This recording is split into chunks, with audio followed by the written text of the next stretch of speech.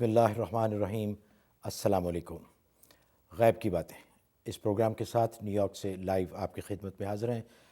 میں ہوں محمود احمد آوان اور ہمارے ساتھ ہمارے معزز مہمان گرامی ہیں حضرت مولانا مفتی منیر احمد آخون۔ حضرت السلام علیکم۔ وعلیکم السلام۔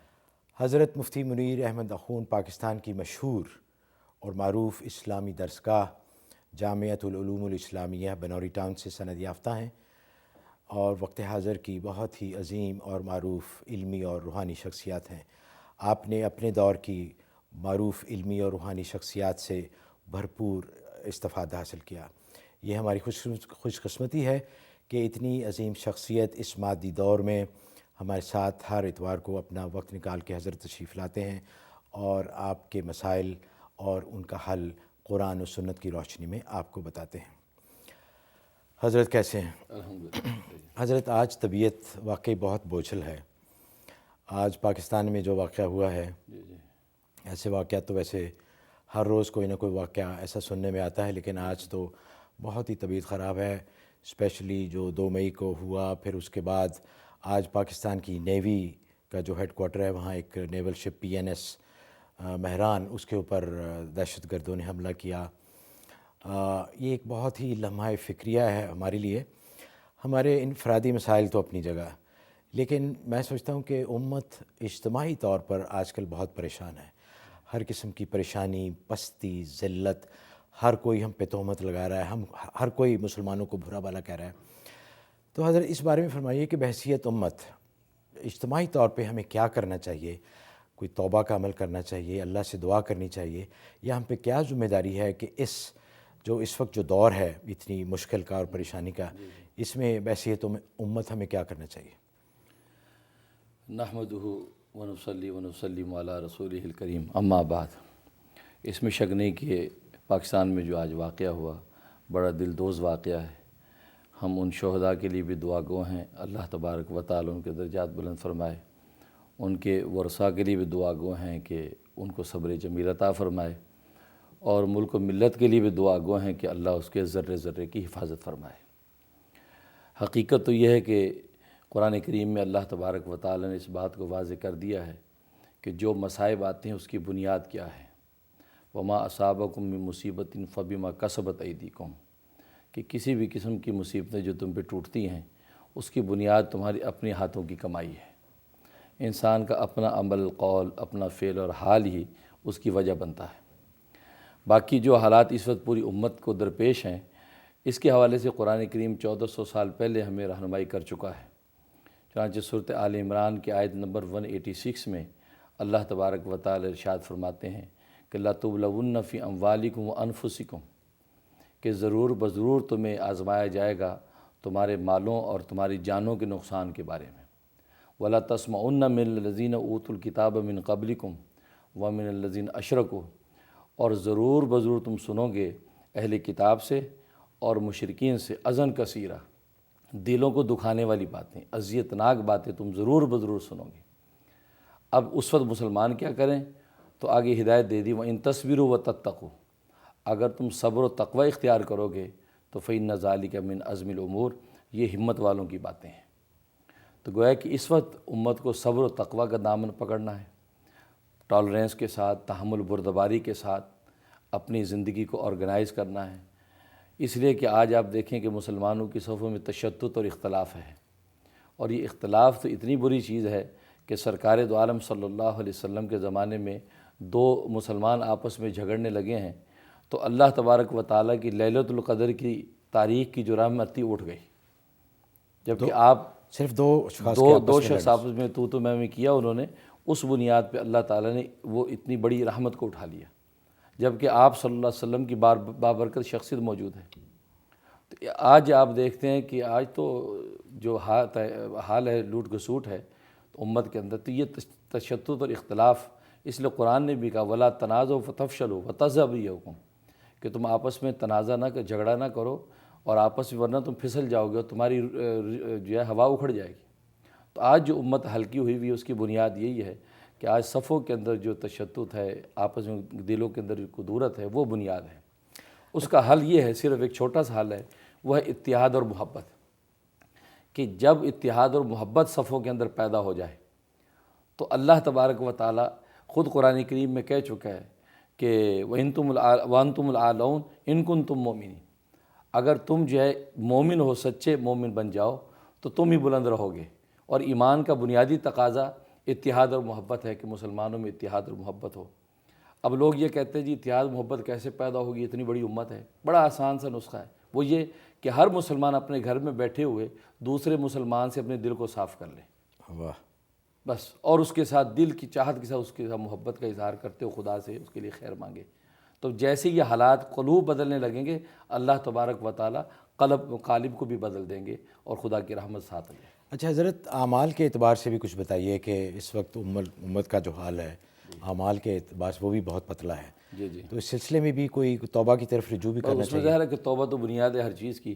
تو ایسے حالات جو اس وقت درپیش ہیں پوری امت کو، تو اس کے لیے جیسے کہ احادیث کے اندر بھی قنوت نازلہ کا اہتمام کیا جاتا تھا، تو یہی درخواست ہے امت کو، اور پاکستان میں خاص طور پہ، بلکہ میں سمجھتا ہوں کہ وہاں علماء کرام کو یہ اعلان عام کر دینا چاہیے کہ پاکستان میں قنوت نازلہ کا اہتمام کریں، قنوت نازلہ شروع کر دیں، اور اس کے علاوہ جو ہے اعمال و اشغال اپنے گھروں کے اندر اللہ تبارک و تعالیٰ کو یاد کریں، اجتماعی توبہ کا اہتمام کیا جائے، تو انشاءاللہ اللہ تبارک و تعالیٰ کی رحمت ہو جائے گی، تو سب حالات سازگار ہو جائیں گے۔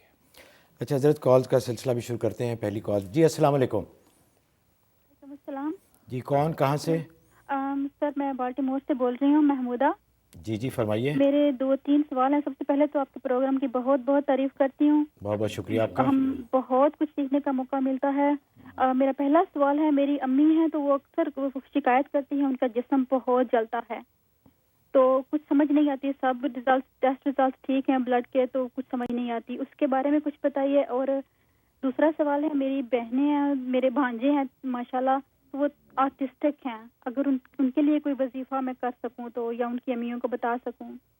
اور میرا تیسرا سوال ہے کہ میری اپنی کوہنیوں میں، پاؤں میں ہر وقت درد رہتا ہے، اس کے لیے کچھ بتا دیں پلیز۔ جی بہت بہت شکریہ، تھینک یو جی، اللہ حافظ۔ اللہ حافظ۔ ہاں، آپ کی والدہ کے لیے کہ انہیں یہ کہیں کہ 1 چمچ سرکہ 1 گلاس پانی میں ڈالیں اور اس پہ سورۃ بقرہ کا پہلا اور آخری رکوع دم کریں، اور روزانہ 1 گلاس پانی پی لیا کریں۔ دوپہر میں تقریباً 11 بجے تک پئیں تو زیادہ اچھا ہے، تو روزانہ اس کا اہتمام کریں، اور 41 دن یہ بلا ناغہ پئیں، انشاءاللہ اس کی بدن کی جو جلن اور تکلیف دور رفع ہو جائے گی۔ جہاں تک بھتیجے اور بھانجوں کا تعلق ہے تو ان کے لیے سورۃ لقمان یہ 3 مرتبہ تلاوت کر کے پانی پہ وہ ان کو پلانا شروع کر دیں، صبح سے شام تک پانی پیتے رہیں، شام کو جو پانی بچ جائے تو اس کو کیاری وغیرہ میں ڈال دیں، اگلے دن نیا پانی لے لیں، یہ 71 ڈیز ان کو یہ پانی پلانا ہے۔ اور تیسرا، آپ کی جو تکلیف ہے، درد ہے، اس کے لیے پہلے بھی میں نے عرض کیا تھا کہ مٹھی بھر لونگیں لے کے سرسوں کے تیل کے اندر جلا لیں اور تیل کو نچوڑ لیں، اس تیل پر سورۃ لقمان 3 دفعہ دم کر لیں اور اس کی آپ مالش کیا کریں، انشاءاللہ اللہ تعالیٰ تکلیف کو رفع کر دیں گے۔ اچھا حضرت، آن اے لائٹر نوٹ، پچھلے پروگرام میں ہم نے ذکر کیا تھا کہ وہ جو قیامت آنے والی ہے 21 مئی کو، تو وہ قیامت تو نہیں آئی، اور وہ صاحب جنہوں نے اعلان کیا تھا اور ساری دنیا کو پریشان کیا انہوں نے، وہ بھی اب کہیں پائے نہیں جا رہے، لوگ ان سے پوچھنے کی کوشش کر رہے ہیں، تو لگتا کسی اور پہ آئی نہ، ان پہ تو قیامت آ چکی ہے۔ تو یہ تو خیر ایسے ہی ایک مذاق تھا میرے خیال میں۔ بات اصل میں یہ ہے کہ وہ حضرت عمر رضی اللہ تعالیٰ عنہ کے بارے میں کسی شخص نے سنا کہ ان کا انتقال ہو گیا، تو وہ ہانپتا کانپتا دوڑا مسجد کی طرف، تو دیکھا حضرت عمر بیٹھے ہیں، تو قریب آ کے سلام کیا اور کہا کہ وہ حضرت مجھے ابھی افواہ پہنچی تھی کہ آپ کا انتقال ہو گیا، آپ تو ماشاءاللہ سلامت بیٹھے ہیں۔ تو حضرت عمر رضی اللہ تعالیٰ نے بڑی اچھی بات فرمائی، عجیب بات فرمائی۔ آپ نے فرمایا کہ میاں یہ افواہ کبھی سچی بھی ہو جائے گی، یہ افواہ کبھی سچی بھی ہو جائے گی کہ عمر مر گیا۔ حقیقت یہ ہے کہ اس نے کہا کہ قیامت آنے والی ہے، بے شک اس کی کیلکولیشن غلط ہوئی اور اللہ کے سوا کوئی جانتا نہیں ہے، لیکن حقیقت یہ ہے کہ یہ افواہ سچی بھی ہو جائے گی، کبھی قیامت آ بھی جائے گی، اس لیے ہمیں جو ہے اس کی تیاری میں رہنا چاہیے اور اس کی فکر رہنی چاہیے، بجائے اس کے کہ ہم وہ اس کے پیچھے لٹ لے کے بھاگیں۔ وہ تو بیچارہ ایک دیوانہ ہے، اپنی بڑ سنا رہا ہے۔ نہیں ماشاءاللہ حضرت، یہ تو آپ نے بہت صحیح فرمایا کہ یہ دن تو ایک دن آنا ہی ہے۔ وہ تو آنا ہے بالکل۔ ہاں، اور لیکن اس کے لیے اسلام میں جو نشانیاں بتائی گئی ہیں، تو ہمیں اس پہ پورا ایمان ہے کہ وہ جب تک وہ نئی نشانی آئیں گی اس وقت قیامت نہیں آئے گی. اچھا حضرت ایک اور کال لیتے ہیں. زیتون ہیں ہیوسٹن ٹیکسس سے. جی السلام علیکم. وعلیکم السلام. سب سے پہلے تو بہت بہت مبارک ہو, آپ لوگوں کا پروگرام بہترین پروگرام ہے, ویری نالجبل ماشاء اللہ. بہت بہت شکریہ آپ کا. جی میرا سوال یہ ہے کہ جو مفتی صاحب وظیفے بتاتے ہیں تو اس کے بارے میں بہت ساری عام ہیں یہ باتیں کہ ڈفرینٹ وظیفوں کے ڈفرینٹ موکل ہوتے ہیں.